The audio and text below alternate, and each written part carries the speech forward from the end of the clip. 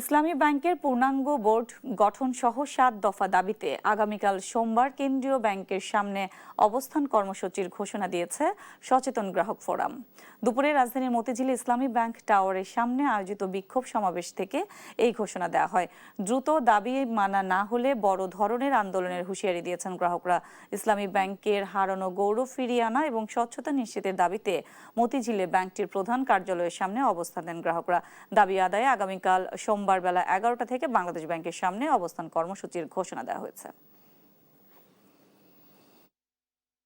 আপনারা গোটা পর্ষদে ভেঙে দিয়েছেন, তাহলে আপনাদের লক্ষ্যটা কি? আবার এমন নতুন পর্ষদ আনতে চান যারা ইসলামের অনুপস্থিতিতে তার ভূমিকা রাখবে, তা এই দেশের এই গ্রাহক সমাজে তা কখনো হতে দেবে না। আমরা আমাদের এই আন্দোলন ৭ দফা দাবি যতদিন মেনে না হবে আমাদের এই আন্দোলন বন্ধ হবে না ইনশাআল্লাহ।